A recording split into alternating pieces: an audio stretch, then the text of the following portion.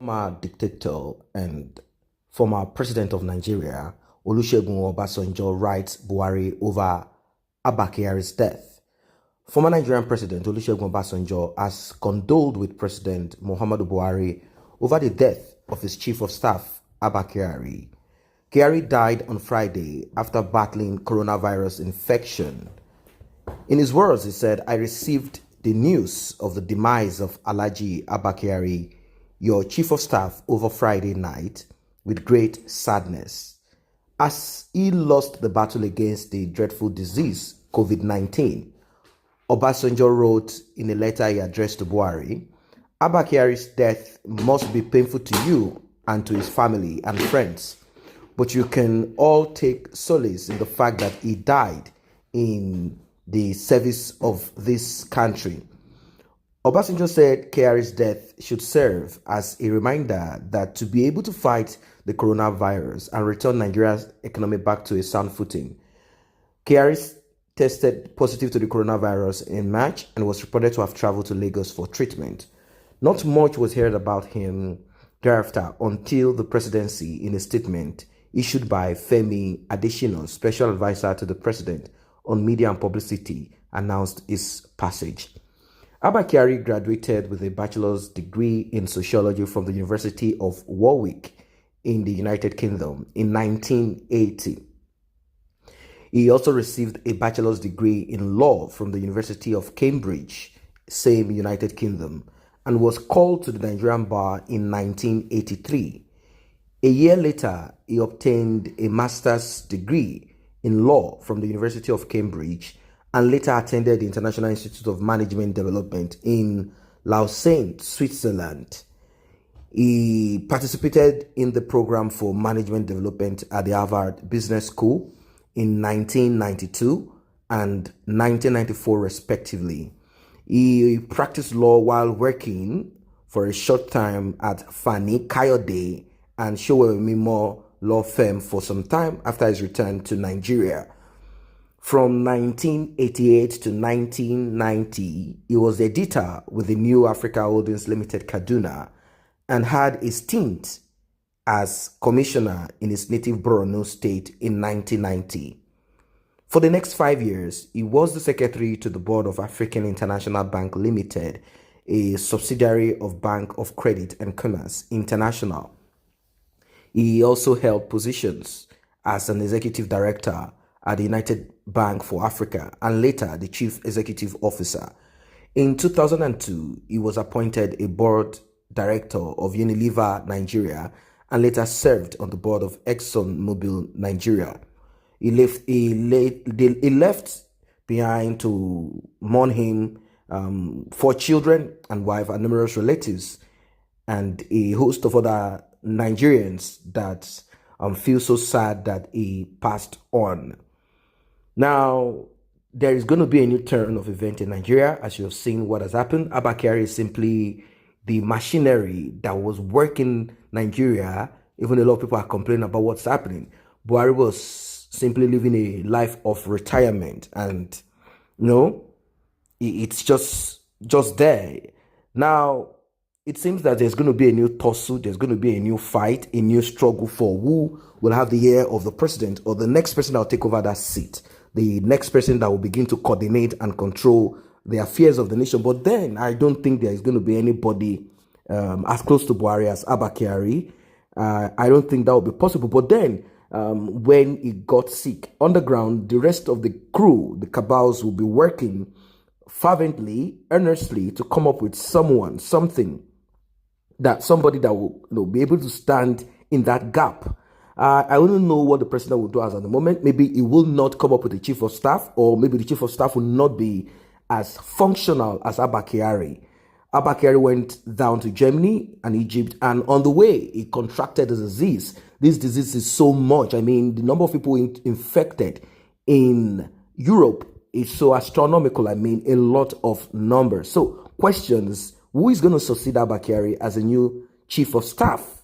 These are the questions. We don't know if it is Baba Gana Kingbe, if he's the one that is going to take over. The cabals will probably want someone that is still an Hausa Fulani to take over from him. The man is 75 years old, Baba Gana, and his state of origin is Borno. Yar'Adua appointed him secretary to the government of the Federation July 2007 to September 2008. Sani Abacha appointed him Minister of Power and Steel 1997 to 1998. Sani Abacha Adele appointed him Minister of Internal Affairs 1995-1997 and Minister of Foreign Affairs 1993-1995. He was also MKO Abiola's running mate in the annulled 1993 presidential elections. So we don't know what the Buhari's cabal and Buhari himself will decide over this. I believe they are working frantically. They are working frantically to come up with, what to do. They are working frantically to come up with what to do. I believe so. Well, we don't know. We don't know what they might end up coming up with at the moment. But then, does it really matter? That is the question. Does it really matter who takes over that seat? Because Abba Kyari being there hasn't even changed. It has not, given to the citizens, given to Nigerians exactly what they need. So Abba Kyari there or not there is not necessarily meaningful. Although certain people out there have said that we will not be ruled by proxy any longer. It will be Buhari now. He has to decide for himself on how governance is going to take place. Or will he succumb to the pressure and give room to the VP if the VP is hale and healthy? I don't know if the vice president is hale and healthy at the moment. I don't know. We've not seen him all over the place, although he's also keeping the social distancing, I want to believe. But I think at the moment, there's going to be a little bit, chess game. If this is going to be an opportunity for the APC cabals too, I'm talking about the Bola Ahmed Tinubu faction of the APC, if this is going to be an opportunity for them to solidify their stronghold. And also, Aisha Buhari, she has been having issues with the cabals and Abba Kyari. I do not know what she is going to do at the moment. I don't think Daura and the rest of those people that do not have an official capacity, even though they have the ear of the president, I don't think they will be able to, pressure. But we don't know. We don't know yet. These people right now, they'll be having clandestine meeting. They'll be having midnight meetings amongst themselves, even though we are in a lockdown. They will be amongst themselves discussing, or they are still afraid.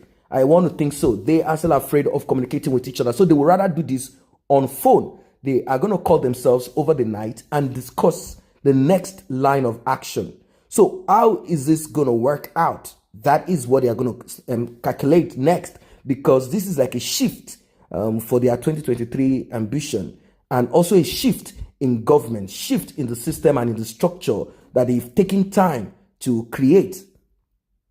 So there are other people out there that are celebrating the death of Abba Kyari anyway, and I think these people are happy because they, just like Bashar Ahmed said, he said, "I'm really disappointed and pained by the Kano State Commissioner for Works, Engineer Mauzu Magaji remarks on Malam Abba Kyari demise. The commissioner was seen publicly celebrating the death on his Facebook page." So, like other Nigerians, some people are comfortable, happy that Abba Kyari is dead. They aren't happy with the way the structure is in Nigeria. They say they celebrate. And I don't know. The actions of men, the evil of men lives even after them. Abba Kyari, he was brought in, and I don't think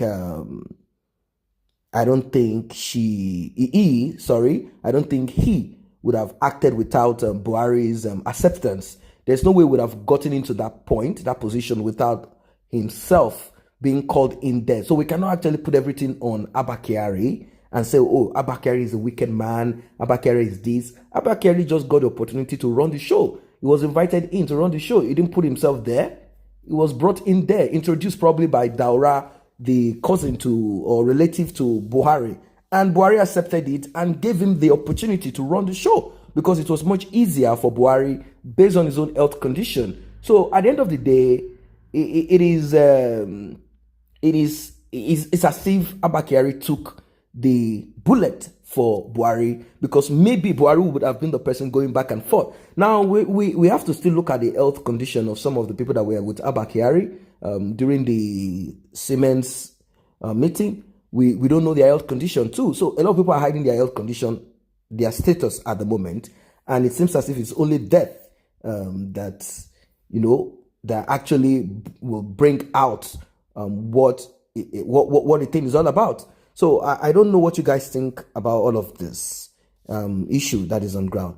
We can meet at the comment section below.